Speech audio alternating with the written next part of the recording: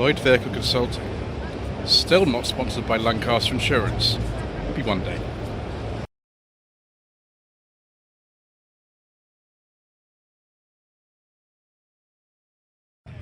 So 1963, Hillman Imp starts off this part 2 of a slightly shambolic shuffle around the Popham Fly in 2024, which is a local show here in Hampshire, sort of near Basingstoke. It is a bit damp today, but we shall keep going because there's still some interesting things here. So Hillman Imp 63, very early one. There is an appropriate little advertising poster for the time. Got even more imps in the back. I've driven one of these. It was a 72 one I drove. It was a super imp at the British Car Journey, Derbyshire.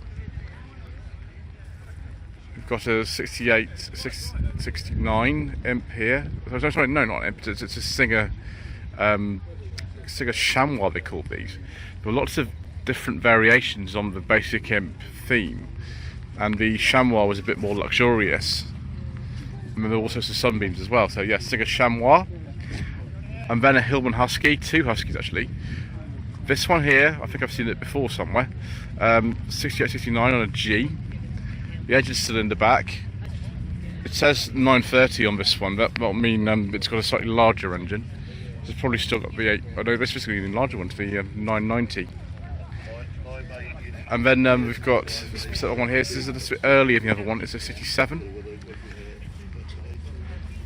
I'm actually amazed how many of these have turned up today. There's quite a few. This one's a later one, 72, 73. They're like minis in the fact that you don't see too many standard ones of these. Most of them have been modified now, actually. Then you've got another Hillman Husky here, 68 to 69 on a G. TR was an old Southampton plate at the time. It's not very far from here, really. Neither was, this is a Bournemouth plate actually. OU was a Bournemouth plate, I think, back in the day, or Salisbury, the same area registration. This is a Super Minx. Imagine this will be, what, 63, 64. Next to the Imp Club, we've got some others here. This is an Austin Healey Sprite. It's a Northern Irish plate. Now, I don't know exactly what year this is. I imagine it's probably marked like a Mark III or something Sprite, this one. Someone's cooking bacon on the back of that Super Minx. That's a very, very nice smell.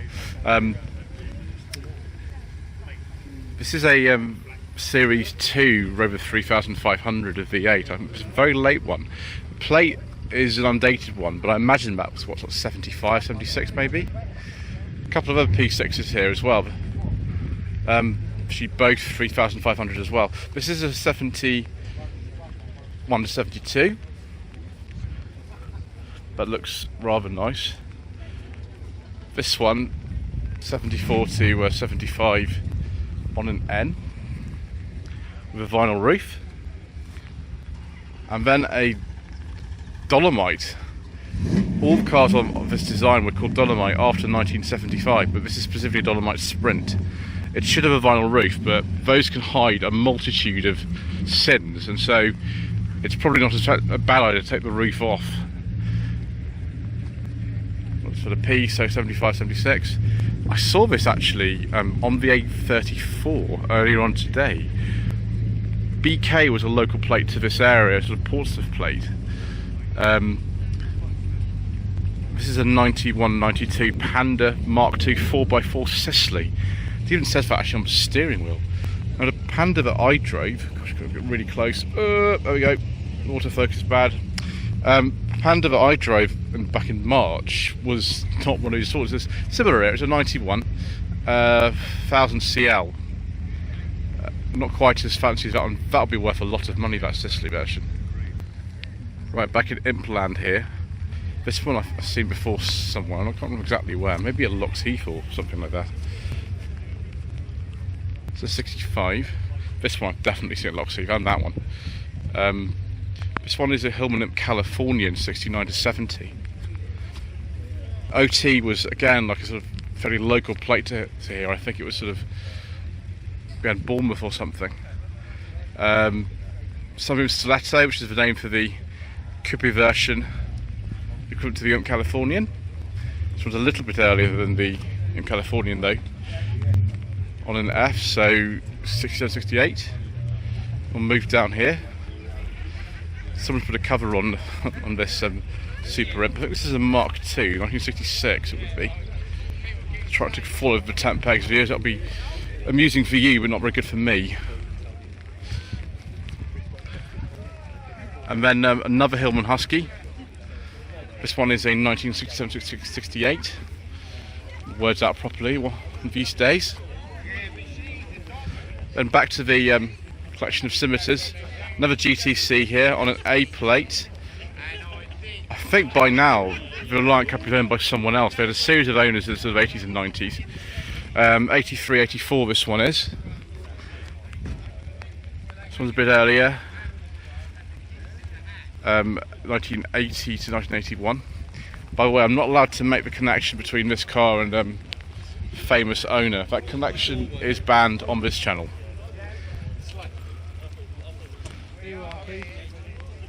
It's another one from that same era, 83, 84. By now I think these had changed from the Essex V6 engine to the 2.8 Ford Cologne engine. Much earlier one here, 72, 73 on an L. I like this sort of period colour, and also the wheels are good on that. And then we've got a Middlebridge one here. You can see the lights are completely different on this one from this one. Middlebridge ones were made around 1990 or so. And that's yeah, 89, 90 on a G with Middlebridge logo right at the front here. Sort of like a continuation of their original scimitars. Late 20s, early 30s Ford here. I can't remember what model this is actually. I've forgotten. But yeah, there we go. It's from Arizona originally.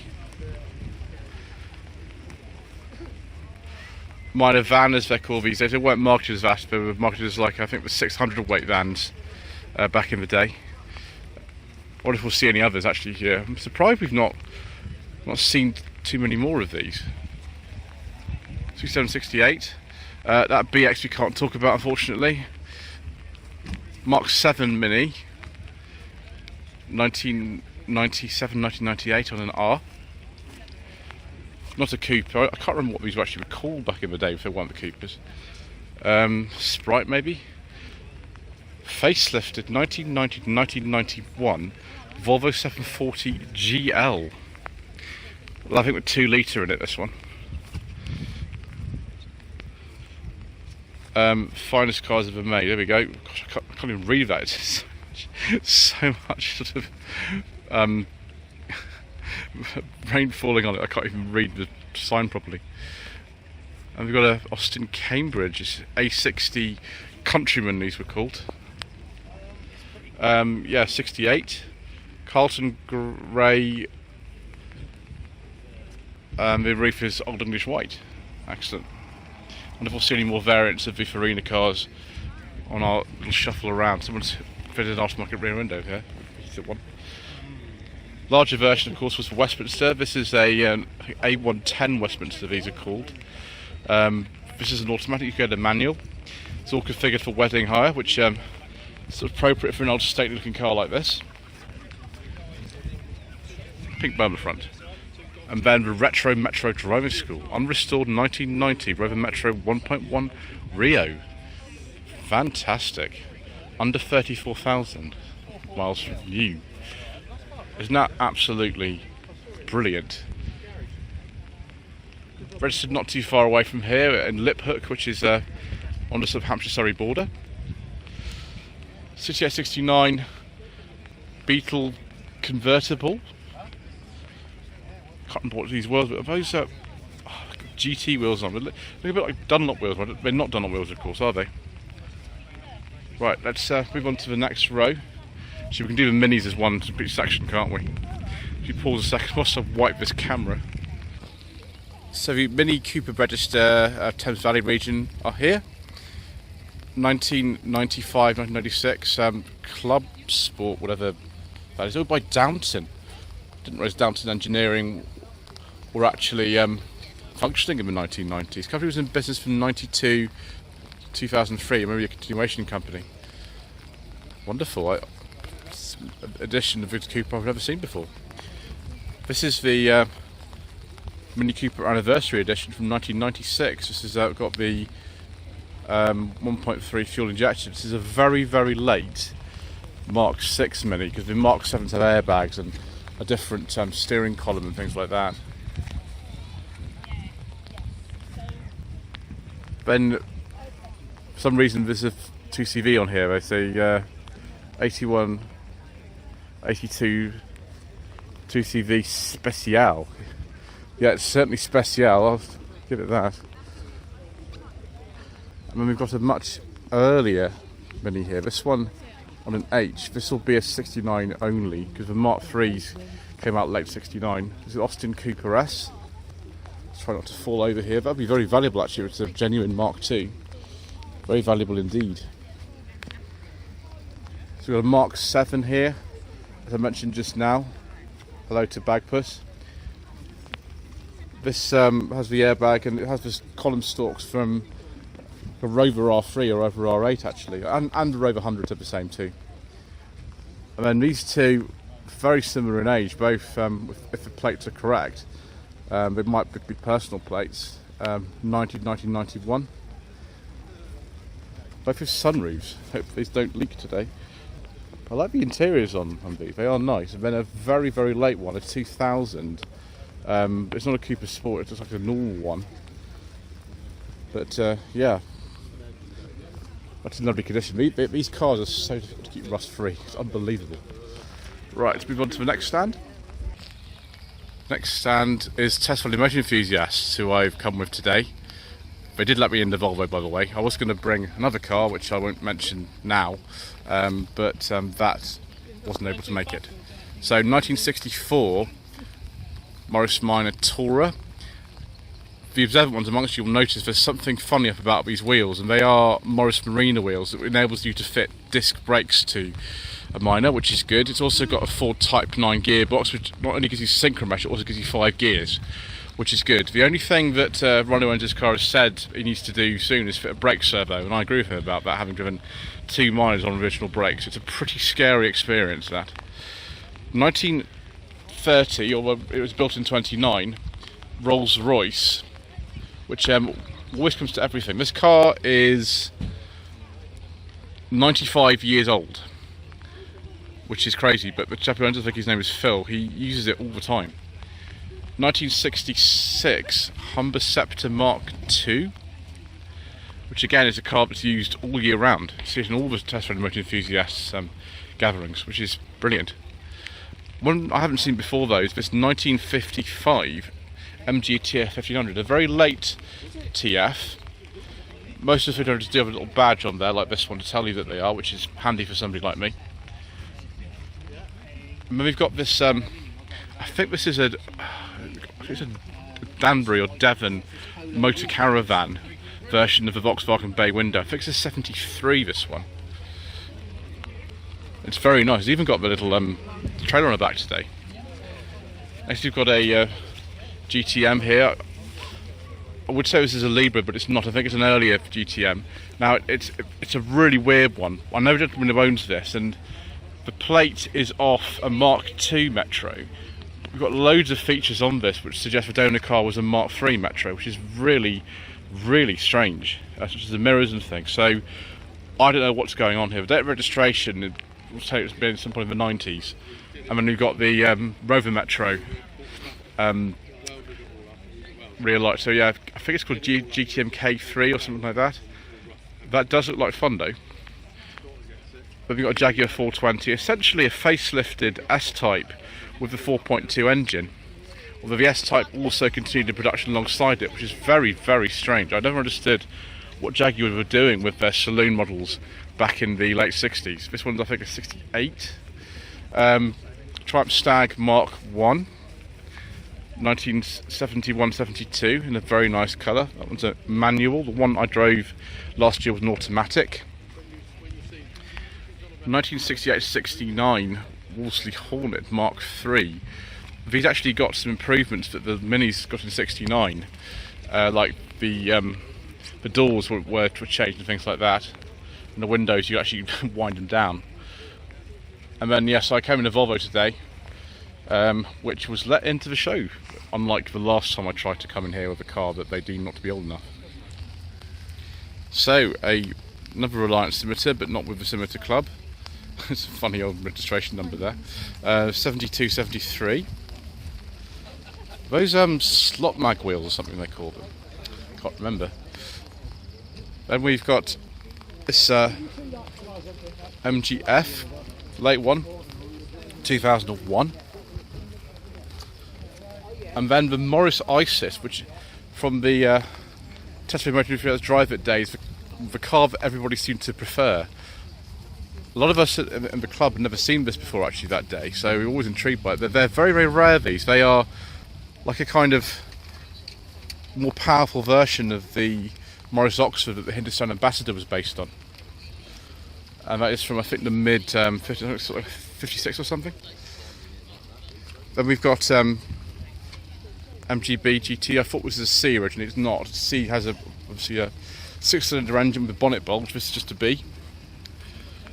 And someone's very proud of the fact that they're a founder member of the Tesla Motor Enthusiasts. We actually got an information sheet in here. Yeah, 68, there you go, electronic ignition. Unload a cylinder head. Thank you to Vic Reed for the information. And we've got, I think this is like a Model A pickup or something like that. It's be from the 30s. That's quite nice, isn't it? Something I prefer though is this 1983 to 1984 Triumph Acclaim HLS Triomatic, which is the automatic version of the Acclaim.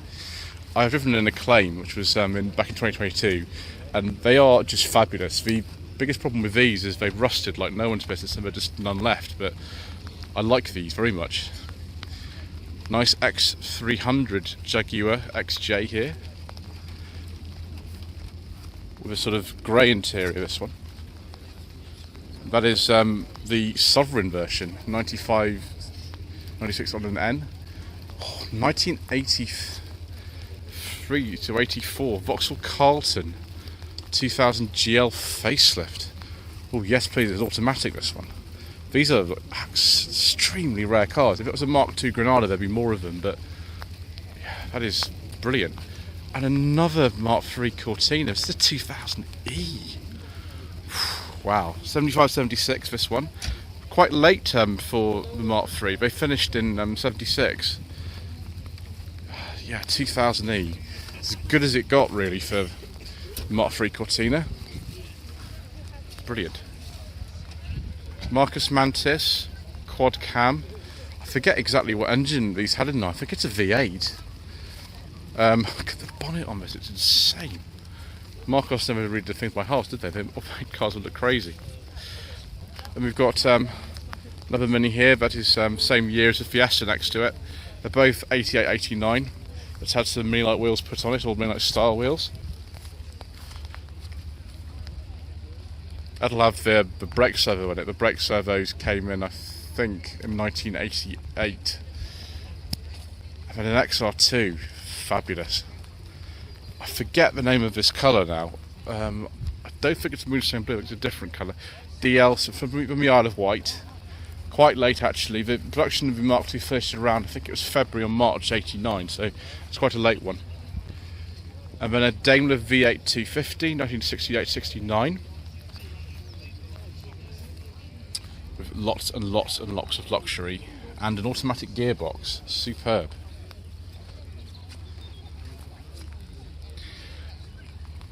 Right, let's have a look at the back of this. This is an A35, isn't it? It's got a much larger rear window. Or has it? Get confused about these, don't I, viewers? Confused a lot. Yeah, it's A35. The rear window of the A30 is really quite small. That'll be late 50s. Another MGF here, relatively early one, judging by the look of it. But personal plate's not the exact year, I don't think. It is brilliant. Thank you. So that'd be an early one. 2000 Alfa Romeo Spider 2-litre twin spark. I have driven one of these. I drove a 2003 model with the later end of a JTS engine. Twin sparks did continue production with some cars much later. I don't know why they changed at the time. And then we've got an awful lot of minis, like tons more minis. Let's just go down the road, shall we? 2000 Mini Cooper, one of the last ones. Mini Sprite, which would be a sort of 94, something like that, this one. Actually, there is information here. Unfortunately, one of the display plaques has got smashed. See, we can read the numbers from there. Yes, it's a 1994. The Sprite was the one that replaced the Mini City. Well, it's a Jersey plate on there. Mini 35. Now this one would be about the same sort of year, about 1994 then. The registration is not age related, it's a personal plate, this one. Yeah. Hello, my name is Bertie. Hello, Bertie. Who's that under there? So Mini 35 next to a Mini 30. This is I think the only colour the Mini 30s came in when they were launched in 1989. If you're familiar with the Lockseath videos that we make very frequently, and we are going to Lockseath again this week, you will have seen this Mini pickup, which is a project. It's at like every single Lockseath one. It's an 81 or an 82. Well, Mini Clubman Estate, 1980 to 81 on a W. So one of the very last ones. I think they stopped making the Clubman around 1981. Spotted something very nice back there, but we'll get that test in a moment. Superb. Over the Mini Rose, you've seen this before again. Local plate to this area really, TP. 88 to 89. And then I think we've seen this one as well. This is a Morris Cooper S, as opposed to the Oster Cooper S. This one is a 69. Fantastic. Then we've got a bit of a contrast. This one, this I think is a V8 Ford or something. Probably from the 30s, pre-50 American Club. There we go. Right-hand drive. Oh, very nice. First facelift, Peugeot 306 Cabrio, 1999. I love the colour of this, viewers. That is very, very nice indeed. Oh, it's got the 2-litre in it, but that's probably even nicer from my point of view. 1992 to 1993 Peugeot 205 1.9 Gentry. The Gentry was the ultra luxury spec. I think they were supposed to be Japanese spec ones, but they didn't end up going there. It's a 1.9 engine, slightly detuned version of the GTI 1.9 engine with an automatic gearbox and lots of equipment. It got air conditioning as well. Very, very nice. Austin 7 Ruby, that'll be from the sort of mid-30s, and then Escort XR3i Cabrio, that looks like it's got a sort of rear opening bonnet. It's very sort of 90s, kind of max power look to this. So if that plate I don't think is quite the year. I think it's a little bit later than that. It's probably like 89. It's sort of similar era to this Mark IV Cabriolet here. I think these are these are the correct wheels for one of these. That's it's pretty nice as well. Actually, they're all pretty nice. There's loads of these classic Fords on this stand here. 89, 90. Another one is XR2Is. A little bit earlier than the other one. This is on a D, so 86, 87. This one will be. Cracked interior and everything with the higher spec dashboards compared with the lower specification Mark II. So you've got two different dashboards in one of these, depending on which you went for. And Mark V facelift Escort XR3i. I think it's had the 1.8 engine in it from memory. 1.8 Zeta or Zetec R engine. I have driven one of these, but it was just the 1.6 LX. Mark III Fiesta pre-facelift on a J, so 1991, 1992. I think those wheels are off something else, but I can't quite place it at the moment. That is the XR2i. So that will have Probably again one of the Zeta or Zetec R engines they're called in that. But more CVH powered stuff here. Mark IV Escort XR3i, 1987 to 88 on an E.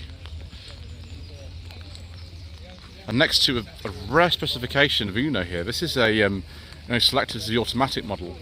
Facelift Uno, so 1991, 1992. It looks very correct actually. It's completely unmodified. This is a nice condition, this car. That's superb, and it's still got original dealer plates or reproduction dealer plates on that. Fabulous. And then another Ford P100. I mean, goodness knows what's under here. I suspect, looking at these wheels, that it's got something rather more powerful than visual engine in there. On an H, so 90 to 1991. Another Mark III Fiesta, a bit later than the XR2i there. About 94 of this one will be, particularly because of the mirrors which came along around that sort of time when they updated it with sort of Mondeo style mirrors. That has the Zetec in it, I think. It's probably been engine swap then or something. I'm not sure that like a basic one like this would have that. But I don't have like a 1.3 Kent or the 1.4 CVH engine.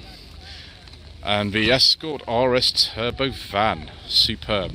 Late Mark III Escort with the RS Turbo wheel in it and things. I can't remember if these were standard from the factory or not really. And then an estate that's clearly had the same sort of treatment done to it. 1983 to 84 with some crazy front lamps, and it's an RS 1600.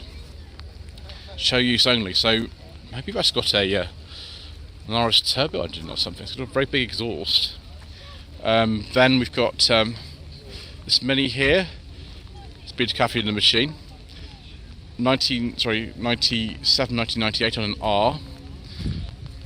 Again, it's not a Cooper, but I can't remember what these were called now. It always escapes me what they were called. The non-Cooper Mini Mark 7s. Mini Clubman. Again, I'd probably not the original engine in here. Got a rainbow bear in there. And another one in the back, but he's standing on his head. And one that's a sort of bear, but it's a dog. 71, 72. Right, let's move quickly on to the next row. Ooh, a Bristol. Wow. I keep promising myself at some point in my life I will actually try a Bristol. That's not happened yet though. This is a 406. I think this is from the 1960s, this one, from memory. The one I remember most of all was a 411, but that's not one of these.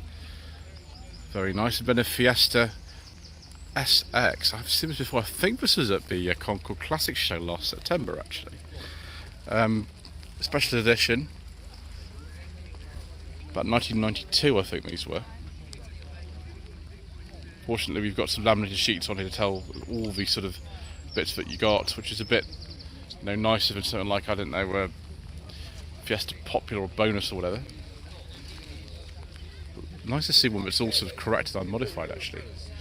And we've got the good old Rolls Royce here. It's a little later than the Rolls Royce, just with motor enthusiasts. It'll be late 30s. Maybe this is like a Phantom 3 or something. I don't know. Someone in the comment section might be able to tell me. But one thing I can tell you, someone's right at the windows. We can have a look at the literal Rolls Royce of beige leather interiors. Absolutely amazing. We hold it closer. There we go. Oh, viewers. That is the nicest interior we're going to see today. I have absolutely no doubt about it. And then we've got a Volvo Amazon here. 1967, 68 on an F. With the very nice wheels, the 122S model. I think that's a good place to stop actually. Particularly as I'm a member of the Volvo Owners Club. So thank you ever so much indeed once again for watching. Please don't forget to subscribe to the channel. Like this video and leave a comment below. And we will see you again very soon for some more incorrect information.